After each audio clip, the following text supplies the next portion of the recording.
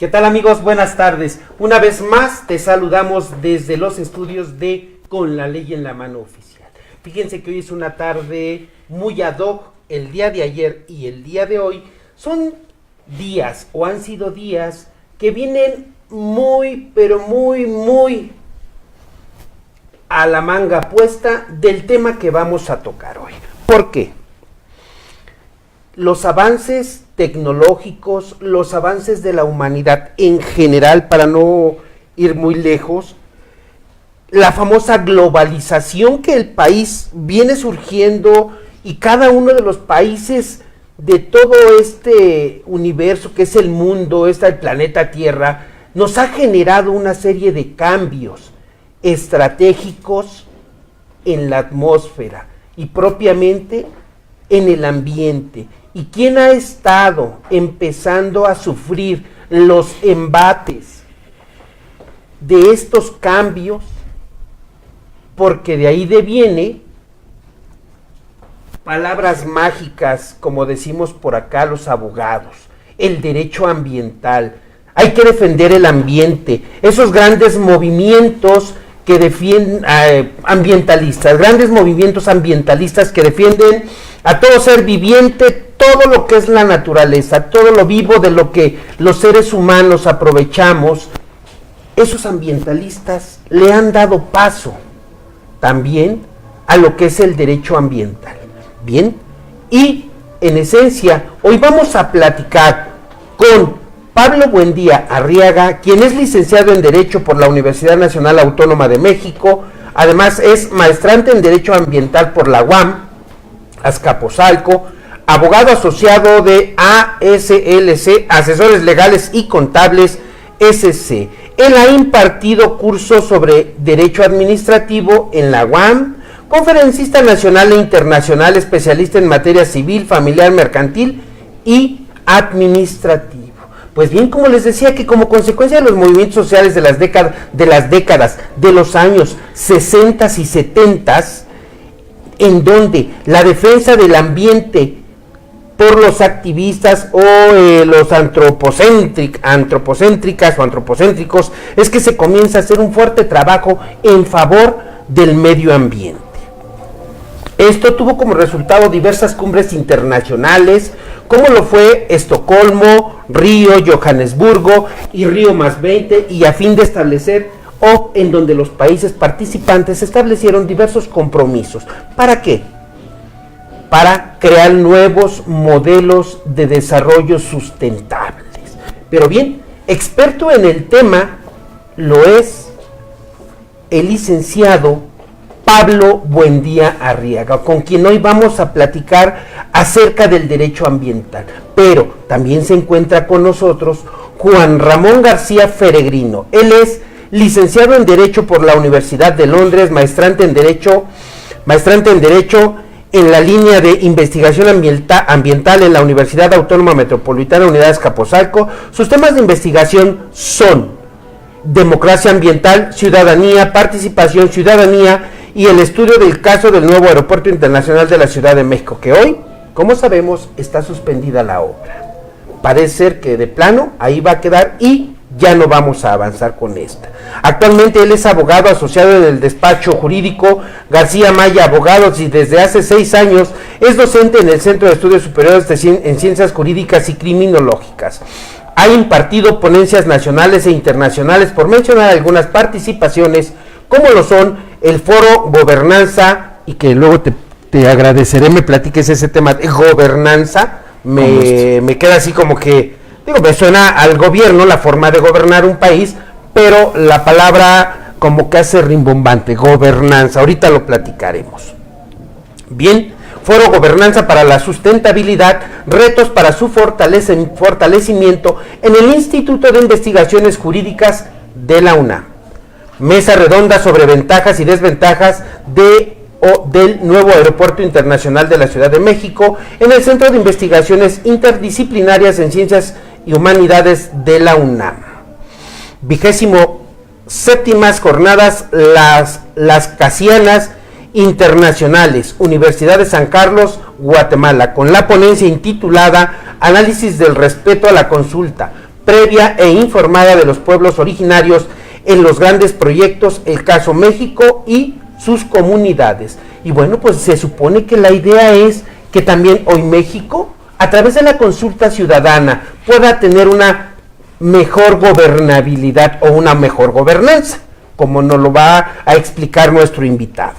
Pero bien, ¿qué va a pasar con todo este tema? En ambos casos y con ambos invitados platicaremos el tema del derecho ambiental en dos diferentes aspectos. Vamos a empezar con Pablo, quien hoy nos va a platicar a qué se refiere el derecho ambiental. Y antes que nada, Pablo, te damos la más cordial bienvenida a tu programa Con la Ley en la Mano Oficial. Al contrario, Alejandro, muchas gracias por la invitación y a tus órdenes. Bien, no seas malito, platícale a nuestros amigos en redes sociales de qué se trata el derecho ambiental, a qué se refiere esta rama del derecho, porque ve, hoy tenemos derecho cibernético, derecho ambiental, bueno, tenemos una serie, el derecho ha crecido y hoy vamos a hablar de este tema. ¿Qué es el derecho ambiental? Muy bien, en un primer aspecto que es puramente formalista o académico, cuando llegamos a la escuela y nos dicen ¿qué es el derecho?, ¿no? Nos empiezan a platicar de esta manera. De entrada nos dicen que el derecho ambiental es una rama del derecho que busca regular todas las conductas antrópicas que tienen un impacto en el entorno. Pero esta visión se queda muy escueta cuando nosotros entramos de lleno a ver realmente todo lo que implica los elementos que componen este derecho ambiental. ¿Sí? Entonces, no podemos dejar simplemente reducido el tema del derecho ambiental como esa rama del derecho que trata de regular estas conductas. Además, dentro de la ciencia jurídica, el derecho ambiental no está meramente constreñido a una rama específica. Generalmente está sectorizado a lo que es el derecho administrativo. Sin embargo, tiene implicaciones prácticamente en todas las ramas del derecho, tanto a nivel penal, desde luego la rama administrativa que acabo de mencionar, claro. y por supuesto hay otras implicaciones que van mucho más allá. Se involucra también con el derecho a la salud, se involucra incluso con lo que importamos al país, ¿no? Hablamos, por ejemplo, de derecho aduanero. En realidad es una rama del derecho que es transdimensional, ¿no? Trastoca absolutamente todos los aspectos del quehacer jurídico. Bien, fíjate nada más, Pablo. Hablar del derecho es hablar de todas esas normas jurídicas que regulan el comportamiento de los seres humanos en la sociedad. Pero hablar de derecho ambiental propiamente nos lleva a pensar en todos los seres vivientes que habitan este planeta. En los animales, vamos a decir así, en los animales de cuatro patas, los que se arrastran, en todos los seres vivientes, en las plantas, qué sé yo. Válgame y permítaseme decirlo así, en las plantas, en los pájaros, en las mariposas, en los gusanos, en los perros, en los venados, en los leones, en toda la gama de seres vivientes, celulares, unicelulares y demás que hay en nuestro país y propiamente, bueno, pues en todo nuestro planeta. Entonces, específicamente, ¿cuál es el tema del derecho ambiental en este sentido? Mira, Alejandro, el tema del derecho ambiental en realidad va mucho más allá. Generalmente cuando nos hablan de derecho ambiental tendemos a asociarlo a una relación ecosistémica, ¿no? Únicamente lo que es el entorno inmediato, las relaciones que hay en el entorno inmediato, pero el derecho ambiental surge más propiamente de un derecho humano como tal. Hablamos en este caso del artículo 11 de la Declaración de Estocolmo, que nos dice que es un derecho humano, que todos tenemos derecho a vivir en un ambiente sano, en un medio ambiente sano. Y esta dimensión de vivir en el medio ambiente sano, pues desde luego es antropocéntrica. Necesariamente el derecho surge del ser humano y para el ser humano y para regular las actividades del propio ser humano. Cuando nos hablan, por ejemplo, de los derechos de los animales o de los derechos de las plantas, pues es importante tomar en cuenta que el derecho es un producto de los seres humanos. No hay manera de que un animal o una plantita pueda defenderse de manera directa. Yo he escuchado algunas teorías muy interesantes y muy bien intencionadas, en el sentido de dar protección a los animalitos o a las plantas. Pero el derecho ambiental nos permite ampliar esta óptica e ir bastante más lejos. A pesar de que existen animales y plantas que son objeto de protección, ello no quiere decir que estos animalitos o estas plantas tengan derechos per se. Recordemos que la norma reviste un carácter bilateral. Por una parte hay una obligación y por otra parte hay un ejercicio de un derecho. Entonces, ¿sí? Esa situación sinalagmática que nos da tanto derechos como obligaciones, no es factible que la ejerza un ser que carece pues de personalidad jurídica, ¿no? Conforme a nuestro derecho, conforme a nuestro Código Civil.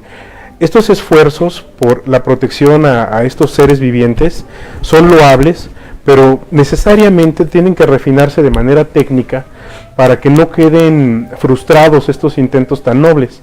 Y en este sentido el derecho ambiental nos permite ir mucho más allá. Te decía yo que el derecho ambiental tiene como punto de partida este artículo 11 de la Declaración de Estocolmo. En este artículo 11 pues nos hablan de diferentes elementos que componen esto, ¿no? Derecho humano a vivir en un medio ambiente sano. Y aquí nosotros podemos desarticular diferentes conceptos como son, por una parte, el derecho humano, el medio ambiente y la sanidad o la salud. Cuando hablamos de derecho humano, es muy interesante retomar absolutamente todas las teorías que nos dan los grandes doctrinarios y las muy importantes disertaciones, por ejemplo, de Rousseau o de Thomas Hobbes, en cuanto a que el ser humano es bueno o malo, etcétera. ¿Qué buscamos al hablar de derechos humanos? Pues aquello que es intrínseco, que es natural en el ser humano, que viene desde su origen y que lo va a acompañar durante toda su vida. Y la sociedad actualmente no se ha terminado de poner de acuerdo. Lo último que hay respecto de lo que nosotros necesitamos o lo que buscamos, tiene que ir, me parece, más allá de las discusiones filosóficas respecto de lo que los seres humanos nos es natural. Más allá de la propia norma, ya nos hablaba Kelsen del supuesto o de la norma fundante. Tenemos que ver que hay más allá de esa norma fundante y más allá de estas teorías importantísimas para saber qué es lo que el ser humano busca. Pareciera que en el fondo de toda su actividad, lo que en realidad busca es la satisfacción de sus intereses, la búsqueda o la consecución de su realización y de la realización de las elaboraciones de su intelecto. ¿Y en dónde vamos a tener esta realización? ¿En cuál es el escenario en el que se van a plasmar todas estas actividades y todos estos esfuerzos del ser humano? Pues desde luego en un entorno que vamos a entender como el medio, como el ambiente mismo.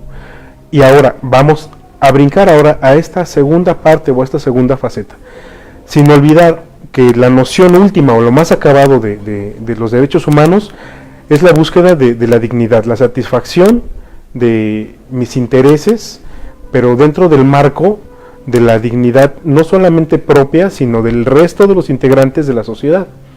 Entonces, tomando en cuenta este marco, nosotros tenemos que ir ahora al factor ambiental. Si bien tenemos una ley eje aquí en México, que es la ley GEPA, que en su artículo 3 nos dice que el ambiente son todos esos factores naturales o construidos o inducidos en donde se desarrolla la vida tanto del ser humano como de otras criaturas. El ambiente no se constriñe únicamente a eso.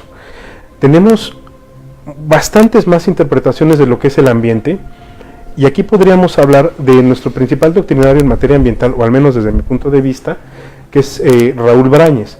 Raúl Brañes nos habla del ambiente como un sistema de sistemas, es un sistema de interrelaciones complejas en donde se desenvuelve la vida de las personas, y debemos tomar en cuenta que esa vida no solamente es esa relación inmediata, sino es una relación que se va ampliando. O sea, es una universalidad, pero que no depende de una relación inmediata. Vamos, al ser un sistema de sistemas, todos formamos parte de ese ambiente en la medida en que pertenecemos a determinados sistemas. Nosotros somos, por ejemplo, parte de la comunidad de la Ciudad de México. Es un sistema. y es un sistema que está dentro de un sistema mayor que podría ser República Mexicana, y la República Mexicana está dentro de un sistema todavía mayor que es el planeta Tierra. Entonces, esa relación que le da Brañas es compleja, no nada más son esos factores que nos menciona en nuestra actual legislación ambiental, y tenemos todavía más interpretaciones. Podríamos ver al ambiente como una serie de recursos que nosotros podemos explotar para esa satisfacción de necesidades, como un patrimonio, y al verlo como un patrimonio existe también la posibilidad de ver al ambiente como una, bueno, a la óptica de nuestro derecho, como res nullius, o lo que no es de nadie, o res delictae, lo que es abandonado por la gente, que bueno, cobra especial relevancia ver los entornos abandonados cuando tenemos, por ejemplo, fenómenos migratorios a la luz de los nuevos problemas que tenemos a consecuencia del sistema económico que nos rige. Vamos viendo que este ambiente en realidad se compone de todos esos elementos que pueden ser naturales, pueden ser sociales, pueden ser culturales, pueden ser laborales. Si te das cuenta, Alejandro, el ambiente es absolutamente todo. Es una relación multidimensional, compleja, que involucra demasiados elementos y que están dentro de todo lo que nos compone y nos rodea. Fíjate que a mí me llamó la atención ahorita que empezabas esta exposición, donde nos dices, necesitamos vivir en un ambiente sano.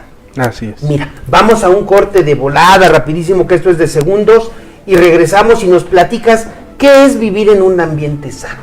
Con mucho Vamos gusto. a un corte y regresamos.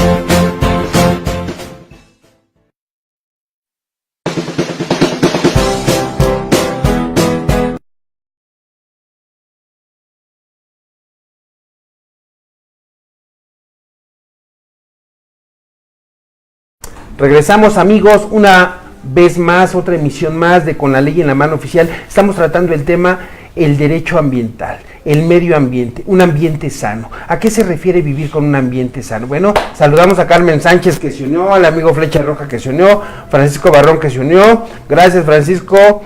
Wendy Palmer, te saludamos. Wendy, Carmen Sánchez, bien. Y Sergio, Jessy Martínez. Jessy, piénsalo bien, un ambiente sano, Jessy. Y bien, Pablo, dinos entonces, ¿qué es vivir en un ambiente sano? Muy bien, Ale. Mira, lo que es sano, lo que es la sanidad como tal, no tiene una definición propia. Aunque ha encontrado su nicho en la ciencia médica, pues ha tenido una evolución histórica y ha tenido diferentes aspectos. En un punto primigenio se hablaba de la salud, bueno, más bien actualmente se sigue hablando todavía de la salud en función de la enfermedad. Sin uno no hay otro. Entonces, la sanidad, esta salud, es este proceso de salud-enfermedad. En un primer momento, la salud es contemplada como la relación que tiene el ser humano, la persona, con ese entorno. Si existe una adecuada relación de equilibrio, pues entonces va a haber salud. Pero este modelo, este paradigma, no explicaba las epidemias. Con posterioridad surge un nuevo paradigma que es, le denominan un paradigma higienista, es más biológico, tiene que ver más con la interpretación del ser humano como una máquina eficiente, biológica, en donde la relación, o explicaban el contagio a través de esas relaciones bioquímicas. Aún así, no se explicaban todavía algunas otras enfermedades que no tenían que ver con el contagio y tenían que ver con otras cuestiones como el estrés. Así que viene un último panorama, que es un panorama que llaman panorama integral o paradigma integral de la salud, y en este paradigma la salud es contemplada como una lucha que hay entre la sociedad y el medio de producción y su propio entorno. Entonces, en este último paradigma es muy interesante ver que en donde encontramos los procesos de degradación de la salud se encuentra precisamente el fantasma de la pobreza. En donde hay pobreza hay enfermedad. El proceso salud-enfermedad ahora se está vinculando a ese proceso de empobrecimiento.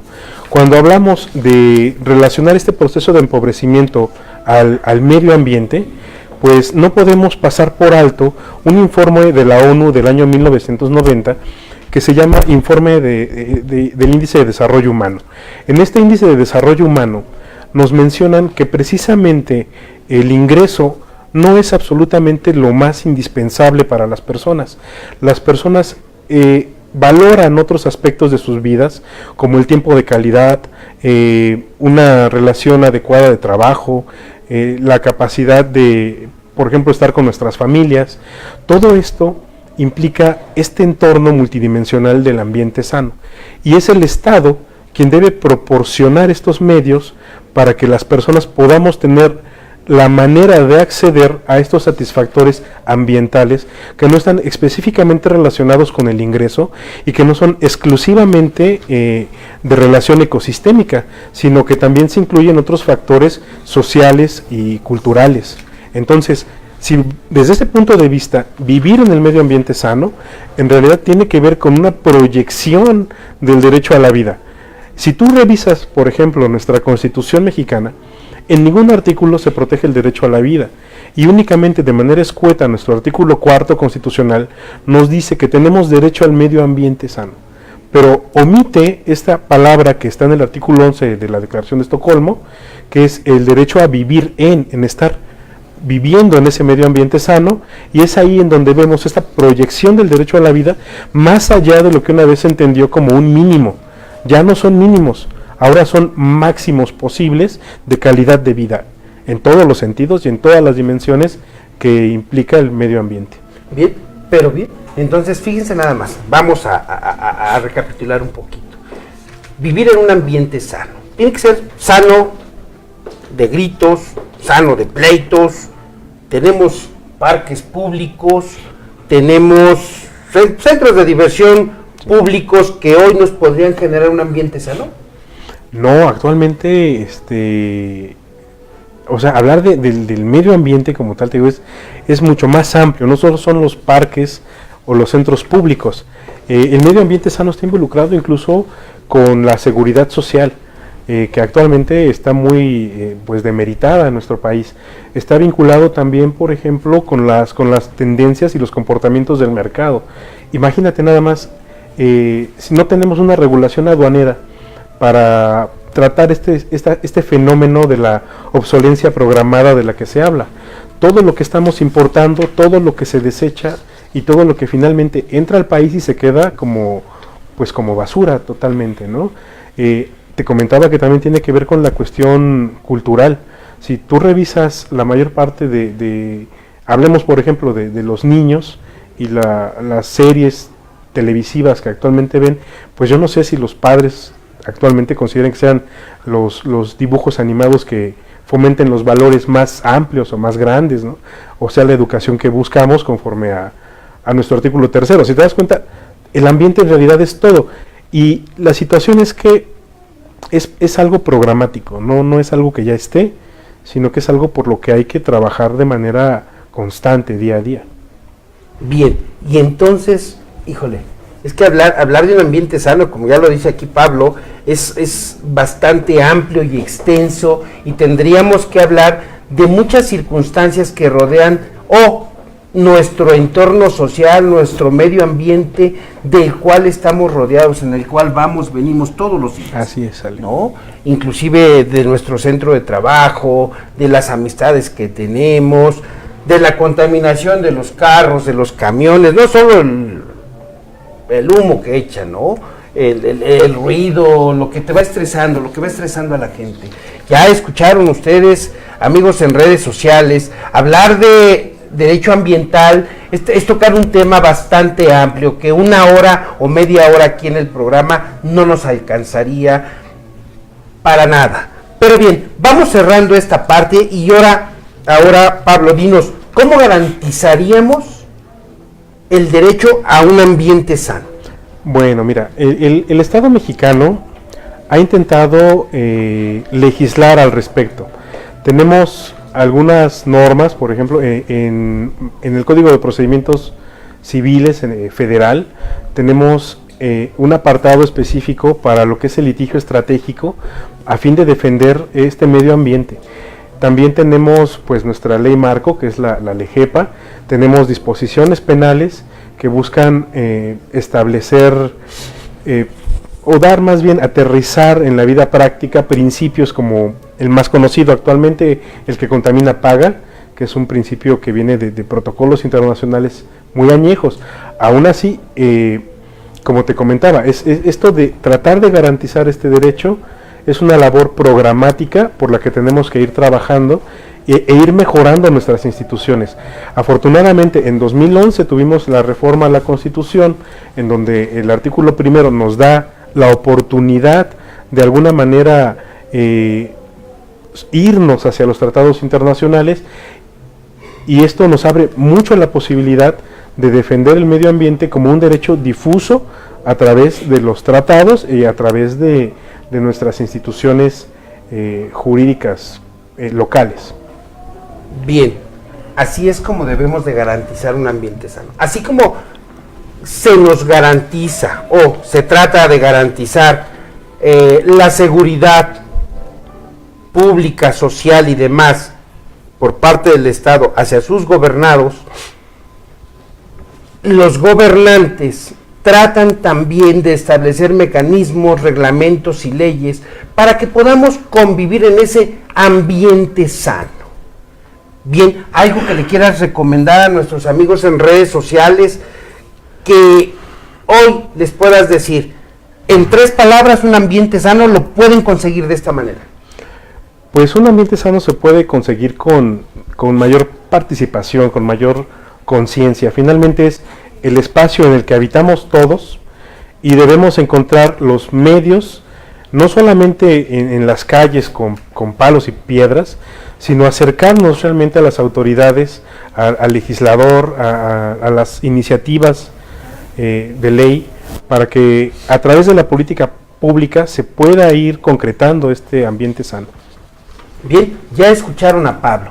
Ahora, sin darle vuelta al tema, pero sí platicar respecto de este ambiente sano, fíjense, no nos vamos a salir, solamente vamos a relacionar un ambiente sano, lo que me va a generar un bienestar, lo que menos me va a estresar, porque eso de decir no me voy a estresar está muy difícil, ¿no? Yo llego a mi casa, veo a mi mujer y digo, hijo de veras, ya me estresó. No es cierto, no es cierto. Voy a llegar y mi mochila ya va a estar en la puerta, segurito, y diré, bendito sea Dios, me ha tocado mi libertad, me tocó vivir en un ambiente sano. Bien, y hablando de estas cuestiones, de que hay que consultar, y que tan de moda está hoy la famosa consulta ciudadana, que habemos de decir, somos ¿cuántos millones somos? Poco más de 124 millones de 127 millones de mexicanos, señores y señoras, para que no quede duda, ¿no? Todos los que nos ven en redes sociales, en este momento los que se conectaron, los que más adelante se van a conectar, y todas aquellas personas que nos hacen favor de seguirnos programa a programa con la ley en la mano oficial e innovandomedios.tv, 4 millones no es la mayoría de la ciudadanía para tomar decisiones. Digo, simplemente, si en su momento tantísima gente aquejó y se quejó de el presidente saliente, el presidente entrante está también empezando a tener una serie de resbalones. Entonces, hablar de consulta ciudadana y hablar de las consultas que se le puedan hacer a la gente respecto del medio ambiente o del derecho ambiental es complicado. Y bien, entonces tendríamos que preguntarle a nuestro siguiente invitado, nada más ni nada menos que Juan Ramón García Feregrino, y que él nos platique cuál sería el papel de la ciudadanía en el derecho ambiental o las políticas medioambientales. Y ese de medio me suena así como que nos quedamos siempre a la mitad. A ver. Bien, Alejandro, gracias. Bueno, respecto de cuál es el papel de la ciudadanía en la construcción de políticas medioambientales, es importante hacer referencia de dónde es que surge esta figura, ¿no? A partir de cuándo tiene una principal importancia, que es en la Declaración de Río de 1992, en donde se hizo esta Cumbre de la Tierra, y esta Cumbre de Río decide establecer ciertos principios. Estos principios, como ya lo mencionaba Pablo, tienen la finalidad de alcanzar un cambio dentro de las figuras o la idea del desarrollo en cómo se estaba llevando hasta este momento. Entonces, es que como resultado de esta Cumbre de la Tierra, bueno, pues se hace la Declaración de Río sobre el medio ambiente, específicamente en su principio 10, dicha declaración tiene 27 principios, pero específicamente en su principio 10 se salvaguardan los derechos que son conocidos como derechos de acceso. Estos derechos de acceso son 3: derecho a la información, derecho a la participación y acceso a la justicia ambiental.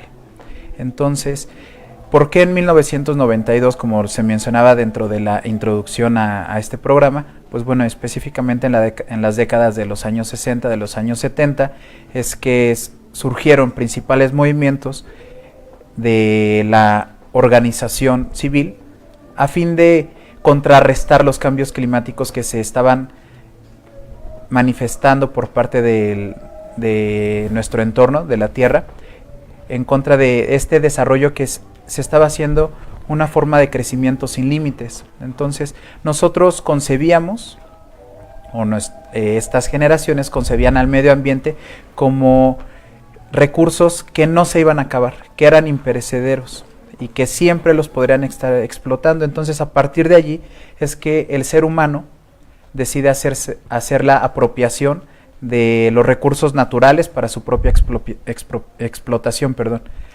Entonces, este es un paradigma que se discute, que se pone sobre la mesa en dicha cumbre y que resulta necesario hacer el cambio. Entonces, donde ya se vea los recursos naturales, donde se vea la tierra, ya no como un medio de explotación, sino que únicamente pues la función de la ciudadanía sea únicamente la administración de la misma, ¿no? Tal vez si hacemos referencia a las comunidades indígenas, pues vemos que esa es la cosmovisión que ellos tienen al día de hoy y esa es la forma en que se desempeñan dentro de su misma sociedad.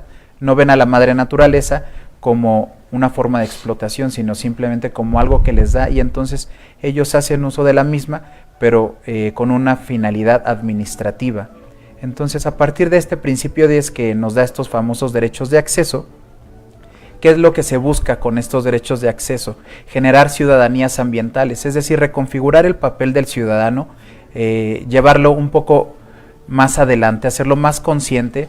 Ya no es la ciudadanía que en su momento fue descrita por John Locke, en donde simplemente pues se tienen derechos civiles y políticos. Ahora es hacer este cambio dentro de la ciudadanía, de estos derechos que tiene, en donde sí, por supuesto, pero no solamente entonces tienes derecho a una personalidad, no solamente tienes derecho a votar y ser votado, sino que de este sistema en el que nosotros estamos envueltos y en el cual nosotros vivimos, como ya lo explicó Pablo, bueno, pues nosotros tenemos el derecho de tomar decisiones sobre lo que nos puede aquejar, ¿no? Cualquier tipo de decisión que nos vaya a ocasionar una afectación. Entonces, con este cambio y que se busca generar ciudadanías ambientales, ¿cuál es el principal objetivo? La profundización de las democracias. Actualmente pues vivimos vivimos en un sistema democrático conforme al artículo 40 constitucional, pero pues este sistema democrático específicamente de México tiene grandes problemas. La ciudadanía ya no reconoce la democracia, no reconoce a sus autoridades, no reconoce a sus instituciones. ¿Por qué? Porque históricamente se le dejó de lado. Únicamente la forma en que se le tomaba en consideración era como el escalón más bajo de una pirámide de gobierno, en donde su única función y su única obligación era cumplimentar las órdenes que se les daban, mas no se les tomaba en ningún momento en consideración. Entonces, a través de diversos movimientos es que se busca la inclusión de la ciudadanía. ¿Para qué? Pues para que al momento que es partícipe de las formas de gobierno, de las decisiones que se toman, bueno, pues permita a que exista una mayor cohesión social y lo que se va a traducir en una mayor democracia.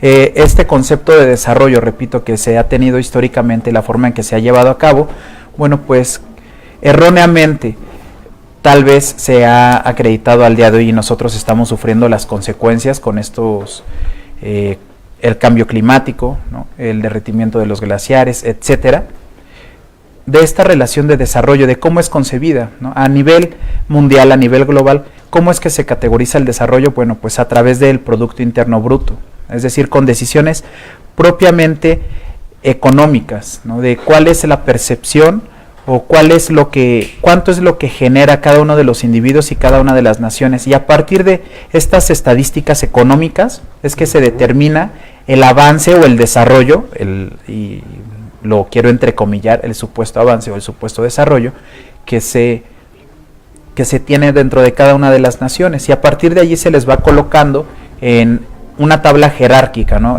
Nosotros, la sociedad mexicana, pues ocupa el lugar número 11, es la economía número 11 del mundo. Entonces, si lo viéramos en términos económicos puramente, pues no estamos tan mal, ¿no? Es decir, en México hay riqueza. El problema está cuando pues analizas la forma de distribución de esta riqueza y te das cuenta que existen extremas desigualdades, y es decir, que 10 familias pues prácticamente son las que detentan más del 50% del Producto Interno Bruto. Entonces, si nosotros agregamos a esta ecuación otros elementos como los sociales, como los culturales, ya no es únicamente entonces lo que se debe tomar en consideración, que es el aspecto económico, que repito, es un error, ¿no?, el que se ha tenido. El concepto del desarrollo al día de hoy pues ya no debería de ser en función del poder adquisitivo, sino en función de la relación sociedad-naturaleza, ¿no?, por esta errónea apropiación que hemos hecho, esta explotación, y en donde debemos de ser conscientes de que desarrollo no necesariamente significa un crecimiento sin límites. Eso es lo que busca y lo que propone el derecho ambiental. No estamos en contra del desarrollo, por supuesto. Simplemente es ser más conscientes y establecer ciertos límites para estas formas de desarrollo, y a partir de allí es que se genera este concepto de desarrollo sustentable. Fíjate nada más, Pablo, dice aquí nuestro amigo Juan Ramón: democracia y desarrollo dentro de un gobierno o de un derecho ambiental, lo que nos viene a la mano en este momento. ¿Por qué? Porque hablar de democracia es hablar de una forma de gobernar a un país, de cómo un país está gobernando y cómo los gobernantes que escogimos, los gobernados, hoy van a venir a hacer esa democracia, cómo nos van a gobernar.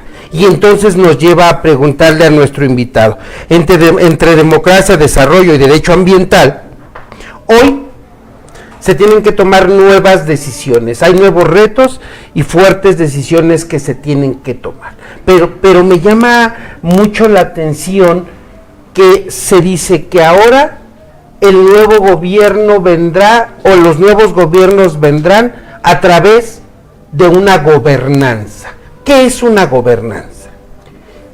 Bien, Alejandro, este concepto de gobernanza estamos hablando que es el que se debe de entender dentro de las nuevas formas de gobierno, precisamente, ¿no?, por lo que explicaba hace un momento, en donde el ciudadano únicamente se entendía como aquel sujeto obligado a recibir y acatar órdenes, pero no a formar parte de las mismas, ¿no? En el entendimiento de que esa era únicamente la función que tenía dentro de la escala del gobierno. Entonces, la necesidad de esta reconfiguración de las formas de gobierno, y es decir, evolucionar y aplicar el método de la gobernanza, es a partir del concepto de sustentabilidad. Es muy importante tener claridad respecto del mismo, ¿no? Por primera vez, la definición o el principal concepto que se da del informe de sustentabilidad, es en el conocido informe Brundtland, en donde se establece que sustentabilidad pues es satisfacer las necesidades de las generaciones actuales sin poner en riesgo las necesidades de las generaciones futuras. Es decir, con esto nosotros estamos hablando de una responsabilidad intergeneracional, no únicamente por nosotros satisfacer y explotar nuestras necesidades consumistas. Quiere decir que no vamos a pensar o que vamos a explotar todos los recursos naturales, y qué va a pasar con nuestros hijos, con nuestros nietos, con estas generaciones que son venideras.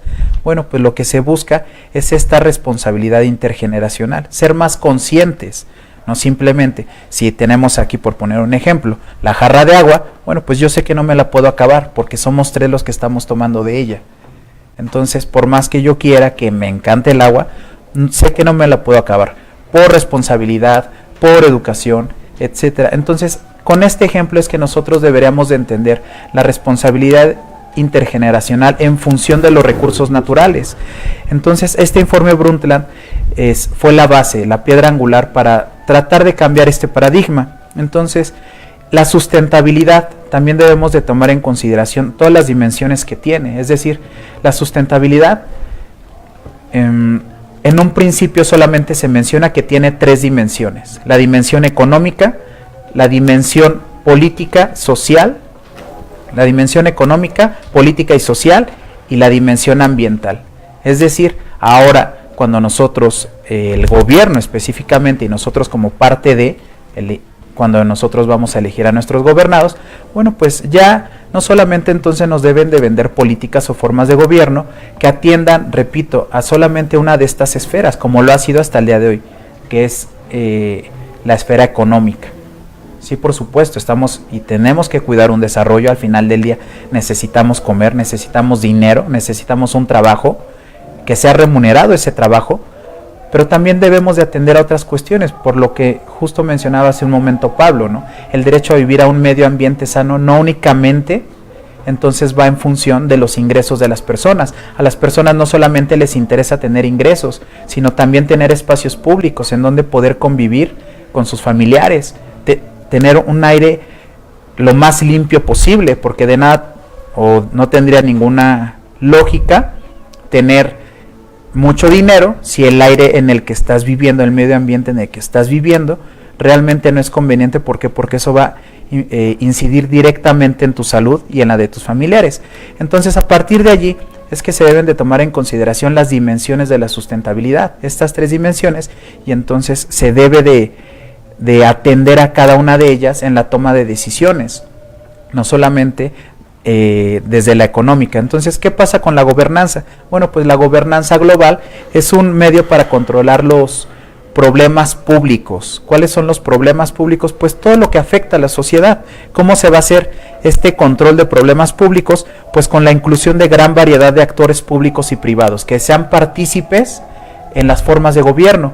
Y entonces, desde esta perspectiva, repito, pues entendemos cuál es el papel, cómo se está reconfigurando el papel de la ciudadanía para que ahora sea un papel más activo, ya no sea solamente un papel pasivo de cumple y acata las órdenes. Ahora tienes un papel activo en donde, aparte de cumplir y acatar órdenes, sí, pero también tú las puedes promover, también tú puedes acercarte con tu representante a exigirle, ¿no?, a promoverle. Entonces, una gobernanza eficaz es esencial para garantizar sociedades pacíficas y prósperas, específicamente pues en vista de los recientes cambios geopolíticos que se han dado. Y repito, al día de hoy pues creo que estamos viendo uno, ¿no? La cuestión de la caravana. Sí, y tendríamos que hablar de un contexto global. ¿Por qué? Porque bien, ¿cuántos países llevamos, Pablo? Honduras, Guatemala, El Salvador, Venezuela, México, que es parte de este movimiento global, y tendríamos, nos obligaría a preguntar ahora, ¿qué avances ha tenido esa famosa gobernanza en las decisiones medioambientales o del derecho ambiental? Bien, Alejandro, específicamente hay dos marcos que son referentes dentro de la evolución de esta gobernanza en materia ambiental, ¿no? Y específicamente quiero hacer énfasis, es decir, no son los únicos avances en la materia, pero sí en la cuestión de participación ciudadana. Desde 1998 se celebró en Europa el conocido convenio de Aarhus, en la ciudad de Aarhus, por eso tiene este nombre, ¿no? Este convenio de Aarhus, fíjense, desde 1998 a los ciudadanos europeos les garantiza estos derechos de acceso, repito, de información, de participación y de acceso a la justicia, que se establecieron en el principio 10 en la Declaración de Río de 1992, es decir, 6 años después, en 1998, en toda Europa se aplica y todos los países son conscientes de esta necesidad, de esta obligación, y deciden suscribir este convenio de Aarhus, en donde se encarga de regular específicamente estos 3 derechos, ¿no? Establece los medios, los mecanismos perfectos para que tengan un mayor acceso a la información en cuestiones medioambientales, para que tengan una mayor inclusión, es decir, mayores mecanismos de participación pública, y finalmente que tengan acceso a la justicia. Eso es dentro de Occidente. Pero ¿qué pasa en Latinoamérica? En Latinoamérica, pues recientemente, en marzo de este año, se aprobó el Acuerdo de Escazú. El Acuerdo de Escazú pretende tener el mismo efecto, es decir, garantizar también estos 3 derechos de acceso: información, participación y acceso a la justicia, pero dentro de América Latina y el Caribe. Dentro de los 33 países de América Latina y el Caribe, en marzo de este año fue aprobado dicho convenio de Escazú, y específicamente el 27 de septiembre pasado es que se abrió para la ratificación de cada uno de los países. ¿Qué pasa con este instrumento? Bueno, pues es abierta la ratificación del 27 de septiembre del 2018 hasta el 26 de septiembre del 2020. Se tienen 2 años para que los países que decidan adquirir este compromiso, un compromiso real con la ciudadanía, de darles mayores herramientas para que formen parte de esta gobernanza, de estos proyectos políticos, lo firmen, lo ratifiquen. A partir de que el 11º país ratifique dicho convenio, es que dentro de los 90 días siguientes entrará en vigor y será vigente para todos y cada uno de los países firmantes. Esa es una responsabilidad muy importante que nosotros tenemos y que tiene nuestro gobierno. Es algo que nosotros debemos de exigir que sea ratificado, porque sí, es decir, ya fue firmado el convenio por los representantes mexicanos, pero el hecho de que haya sido firmado no representa que ya es ratificado y que se va a cumplir. Entonces tiene que ser ratificado ¿por quién? Por nuestro Senado, y una vez que se haga la ratificación se debe de hacer el depósito de dicha ratificación en Naciones Unidas en Nueva York. A partir de que se haga el depósito, entonces ahí sí, nuestro gobierno se está comprometiendo a respetar estos 3 derechos de acceso, específicamente por mencionar únicamente algunas de las principales características de este llamado Acuerdo de Escazú, porque fue firmado en la ciudad de Escazú, en Puerto Rico. En el artículo 5.9 nos habla de una prueba de interés público, ¿no? Y que en cuestiones medioambientales pues resulta clave, porque cuando nosotros hablamos de ciertos megaproyectos, por decir como el aeropuerto, como pueden ser muchos más, esta es una prueba clave. ¿Por qué? Porque ya estamos hablando de que es una prueba de interés público, es decir, se tiene que hacer un estudio de las comunidades que principalmente van a ser afectadas y de si realmente es que va a ser un beneficio para ellas, ¿no? Porque creo que también ha sido errado el discurso hasta el día de hoy por parte de los políticos mexicanos, de cualquier facción política, en donde, bueno, pues es que el aeropuerto nos va a traer solamente más desarrollo, y como es una necesidad imperante para todos los mexicanos, se debe de aplicar. Sí, pero es que estamos dejando de lado o estamos sacando de la ecuación a un sector muy importante, que específicamente son las comunidades afectadas. como en muchos casos pueden ser comunidades indígenas. En el caso del aeropuerto no son comunidades indígenas, pero sí son pueblos originarios, es decir, que tienen, que rastrean, ¿no? Ellos se identifican como descendientes de, aunque propiamente, es decir, no sé, la comunidad de San Salvador Atenco, los de Texcoco, los de Chimalhuacán, pues si nosotros vamos y les preguntamos que si son indígenas, evidentemente nos van a decir que no, pero sí son pueblos originarios. ¿Por qué? Porque existe rastro de ellos desde antes de que nos estableciéramos como una nación mexicana, de que naciera el país, ya existían rastro histórico de cada uno de ellos. Entonces, esta es una prueba muy importante. Posteriormente, en el artículo C nos habla de la generación, divulgación de información y los mecanismos de participación del público. Otro punto muy importante de este acuerdo de Escazú es que hace y propone una forma eficiente y eficaz de defender a los derechos de los protectores del medio ambiente, porque al día de hoy México tiene una de las principales estadísticas en que en México, en donde sufren mayor inseguridad los protectores de medio ambiente, es en nuestro país, porque dentro de nuestro país los están matando, al igual que a los periodistas, ¿no? Entonces, en México no se ha encontrado la forma de consolidar esta protección hacia estas personas. Este acuerdo los obliga, entonces obliga al Estado mexicano a realmente eficientar la defensa de los protectores del medio ambiente. Bien, y partiendo en ese contexto de que tú nos hablas de la sustentabilidad y de todo esto que hoy nos has comentado, ¿realmente se justifica y valida la participación de la ciudadanía en la toma de decisiones ambientales? Por supuesto. Al día de hoy, como ya lo estaba mencionando tal vez al principio, existe una crisis de la democracia en nuestro país, existe una profunda crisis de democracia en México, en gran parte de Latinoamérica. Específicamente The Economist generó un índice de democracia en el 2016, en donde hace una comparación de todos los países del mundo. Es decir, estamos hablando de más de 160 países, creo que son 167 países. Bueno, pues este índice de democracia, México se encuentra en el lugar número 67, y uno de sus principales problemas, porque son diversos elementos en los que toma en consideración The Economist para establecer el rango de cada uno de los países, y uno de los más problemáticos es la cultura política. En cultura política, en México, repito, en cuestiones democráticas, en una escala del 1 al 10, evidentemente siendo el 1 la más baja y la 10 la más elevada, México tiene una cultura política del 4.38. Esa es la calificación que tiene, es decir, la ciudadanía no tiene nada de cultura política, o bueno, es muy poco lo que tiene. ¿Y qué nos representa o de qué nos habla la cultura política? Repito, participación, ¿no? La gente sola, o la ciudadanía, mucha de ella solamente cree que pues cumple con sus obligaciones de ciudadano al ir a votar cada 3 y cada 6 años, y no es así. Es un ejercicio que se debe de hacer diario, además pues de que se califica tomando en cuenta todos estos resultados, ya de manera general, como que la democracia en México es defectuosa. Digo, eso nosotros lo sabemos, evidentemente quien vive aquí lo vivimos al diario, ¿no?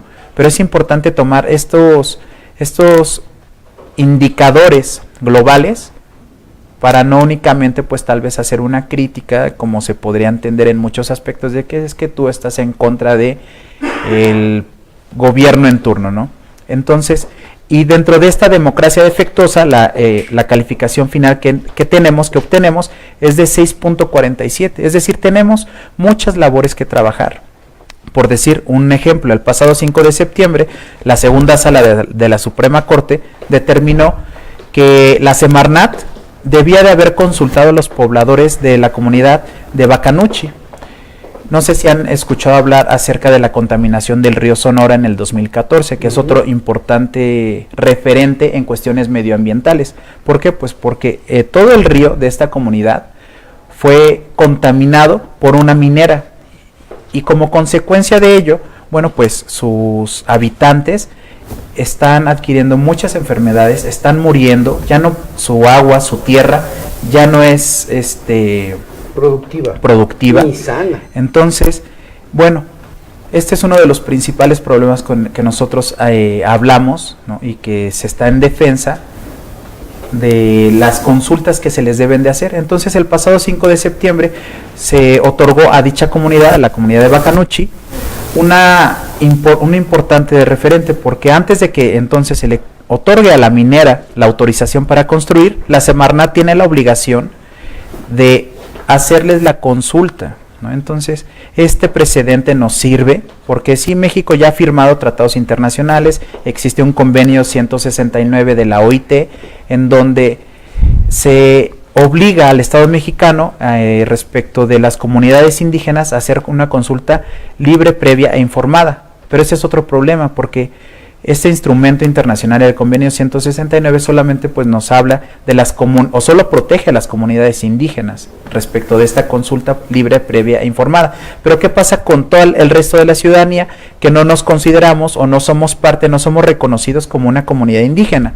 ¿No? Ese era un problema que tenía, porque entonces no nos hacían una consulta. Es por eso la importancia de este precedente, porque ahora entonces a través de esta sentencia se reconoce el derecho de consulta de las comunidades no indígenas afectadas. Esto es muy importante y este precedente nos sirve, pues ahora sí lo podemos aplicar para el aeropuerto, para el Tren Maya, cualquier tipo de megaproyecto que se decida implementar dentro de nuestra nación. Pero entonces eso nos lleva a hablar de los espacios públicos o el espacio público del cual la ciudadanía puede tomar parte o ser parte. Y entonces, en relación a este espacio público, ¿cómo es esa relación entre esa gobernanza y espacio público? Bien, el tema del espacio público, existe un nuevo concepto, o bueno, no es nuevo, pero se generó principalmente en la década de los 70 por Leon Dewitt, por Henry Lefebvre, que es conocido como el derecho a la ciudad. Este derecho a la ciudad, bueno, pues actualmente en nuestra Constitución de la Ciudad de México se encuentra protegido, ¿no? Si nosotros la leemos, bueno, pues hace referencia a ella. ¿Cuál es el origen y la esencia del derecho a la ciudad? Bueno, pues esta lucha de la sociedad con su medio de producción, ¿no? Principalmente Leon Dewitt lo generó como una forma de defensa de la clase obrera, de la clase trabajadora, respecto de las formas de cómo se construye este espacio. Hace un momento Pablo nos hablaba de Brañes, ¿no? Del autor Brañes, que sí, por supuesto, es uno de los principales en materia ambiental. Brañes hace una distinción entre lo que es espacio público natural y espacio público construido. El espacio público natural, pues entonces se debe de entender como todas las áreas verdes, pero también existe un espacio público construido. Ese espacio público construido, pues es el que va generando la propia sociedad. Por decir, uno de los principales problemas. En los últimos 12 años se hizo un estudio de el conocido, así se llama el artículo, así lo pueden googlear y así lo encuentran, el boom de los centros comerciales en Ciudad de México. Entonces, en este artículo se hace una investigación de cómo se generaron 108 plazas comerciales tan solo en los últimos 12 años en la Ciudad de México. 108 plazas comerciales. ¿Y la que se cayó cuenta o no cuenta? Por supuesto que cuenta. Entonces, no es autosustentable. Claro, ¿no? ¿Qué pasa con este espacio, repito, que se utiliza para plazas comerciales, ¿no? Al final del día, pues es un importante espacio y que si lo sumamos, se va restando espacio público real, es decir, parques, espacio público que puede servir para parques, espacio público que puede servir para viviendas, únicamente en un sentido económico, ¿no? Para establecer ciertos centros comerciales que tengan tiendas y que sea un centro destinado a que la ciudadanía vaya y consuma todos estos productos y se gaste su dinero. Y desgraciadamente estamos entrando, o mucha parte de la ciudadanía entra dentro de esta lógica de que, bueno, es que, y se alegran y se emocionan de, ¿qué crees? En la colonia o en la delegación nos van a poner una nueva plaza comercial. Entonces, y todos dicen, vamos a ver cuántas tiendas nuevas hay, vamos a ver qué nuevo pusieron. Exactamente. Cuando ¿no? te das cuenta es exactamente las mismas tiendas o las mismas marcas que están en las 108 tiendas, en las 108 plazas. Así es. Pero a partir de ahí es que la ciudadanía comienza a generar tal vez esta falsa idea de que te va a dar una mayor un mayor estatus social, ¿no? El estar cada 8 días en la plaza comercial, el consumir en esas tiendas, Claro. el ir al cine allí, el comprar todo en este Walmart, porque pues ya también, ¿no? O sea, Bueno, déjame te incluyen todas comento, estas digo, tiendas. sí, algo que sí también que comentar, y cuando es válido, es válido. La plaza que construyeron ahí en Periférico y Tláhuac, que hasta la feria le pusieron en la parte de arriba. Digo, eso es algo diferente que sí valdría la pena. Tal vez valdría la pena ir a echar un Claro. ojo, un vistazo, a ver cómo va cambiando, cómo han cambiado las cosas, ¿no? Porque Exactamente. entonces sí podríamos preguntarle por ahí a la gente, ¿qué opina respecto de esta plaza, de su construcción, de que tenga juegos mecánicos en la ciudad? Porque bueno, finalmente juegos mecánicos, estamos hablando de puros fierros pesados, y que no se nos vaya a venir abajo como la otra, ¿no? Claro. Pero bien, el tiempo se acaba, siempre quedamos a deber, hemos querido avanzar en un aspecto amplio para que nuestros amigos en redes sociales tengan una mejor idea de lo que se trata en cada tema, y como en este caso, bueno, pues hablar del derecho ambiental, hablar del medio ambiente, un medio ambiente sano, hablar de la sustentabilidad, hablar del desarrollo y hablar de la democracia. En ese sentido, hoy quisiera, bueno, antes de irnos, sí quisiera mandar un saludo a Mario Sanrey, gracias por haber estado con nosotros. Johan Isaac García, muchas gracias. Jorge Armando Salas Mestre, gracias. Aida Estrada Vega, gracias. César Saavedra, muchas gracias. Gracias, Johan. LB Axel, gracias. Saludos, excelente tema, sí, muchas gracias. Y a todos nuestros amigos en redes sociales que seguramente nos van a ver más adelante, denle like a nuestra página, y si les gustan, les agradaron los temas, también denle like. Y si no te gustó el tema o no lo entendiste, te invitamos a que también nos hagas el comentario, y te recordamos que nuestros invitados, si tú les quieres realizar alguna pregunta, ellos con gusto en ese momento te la contestan. Bien, Pablo, se me fue José Juan. Juan Ramón. Juan Ramón, bueno, vino Juan. Pablo y Juan, algo breve que tú le quieras decir a nuestros amigos en redes sociales, y después tú, Juan, para que les puedas hacer alguna recomendación, que tú les digas así derecho ambiental, a su sustentabilidad o consultas, qué sé yo, lo que ustedes le quieran recomendar, y si quieren dar sus redes sociales, igual estaba apareciendo en pantalla, pero si ustedes le quieren dar redes sociales al público en general, algún número telefónico para quien los quiera contactar, con todo gusto. Un comentario que les quieras hacer. Sí, gracias, Alejandro. Mira, básicamente el tema del derecho ambiental es muy nuevo, entonces la recomendación es acercarnos al tema, pero a través de la cotidianidad, siendo conscientes de lo que consumimos, del impacto que tiene aquello que estamos consumiendo, y fomentando que se haga la cadenita de actividades alrededor de ese producto. Y en consecuencia, proponiendo lo que consideren un cambio importante respecto de eso que es cotidiano. ¿Cómo te lo aterrizo en un ejemplo muy práctico? Si tú vas a la tienda, a cualquier tienda, digamos que vas a comprar una memoria SD, y esta memoria tú la ves y viene así de pequeñita, y viene en un embalaje de este tamaño de plástico. Sí. Eso es cotidianidad, eso es darnos cuenta de que esto que estoy consumiendo va a tener un impacto y un tiempo de uso muy corto. Entonces, ¿de qué manera puedo acercarme para cambiar ese patrón de consumo, ¿no? Ser conscientes y participar, esa es mi sugerencia. Juan. Bueno, mi sugerencia simplemente sería no tenerle miedo a la participación, ser más conscientes, ser más responsables de este entorno en el que nosotros estamos construyendo, y no creer que las decisiones respecto del medio ambiente, respecto de proyectos, únicamente las deben de tomar los especialistas. Ustedes tienen el derecho y la obligación, consideraría yo, de formar parte de estos procesos. Al final del día no caigamos en el error o en el falso discurso, en las falacias de que es un error consultar a la ciudadanía sobre ciertos proyectos específicos. Una cosa es que se le consulte a la ciudadanía si está de acuerdo en la construcción o no, y otra muy distinta, que sea la propia ciudadanía quien lo va a construir.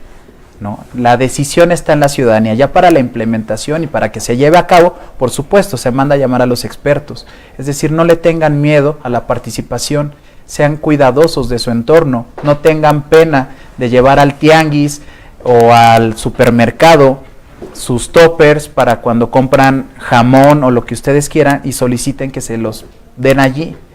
Tenemos que hacer un cambio radical, porque la OCDE ha hecho un estudio que ustedes lo pueden buscar en Google, de que ya si seguimos con este nivel de desarrollo, con estos patrones consumistas, para el 2030 van a existir grandes, en verdad, grandes problemas de ambiente, de agua, de alimentación. Entonces, el día de cambiarlo eso es hoy, por las futuras generaciones. Sean responsables intergeneracionalmente con sus hijos y sus nietos, aunque no los tengan. Es todo, Alejandro. Bien, ya escucharon a nuestros dos invitados, Juan Ramón García Feregrino y Pablo Buendía Arriaga, con el tema el derecho ambiental, la sustentabilidad y la consulta ciudadana.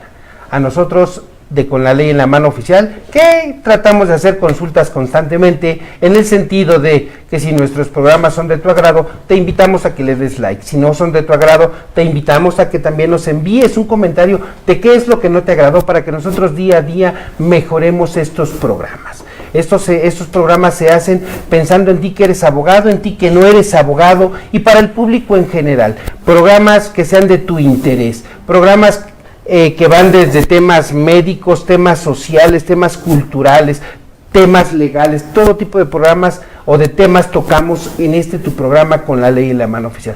Te damos las buenas tardes a quien ya comió, buen provecho, y a quien lo va a hacer, un excelente provecho y una grata comida. Que tengas buena tarde, nos vemos hasta la próxima. Hasta la próxima. Hasta luego. Muchas gracias. Hasta la próxima. Que estén bien, hasta luego.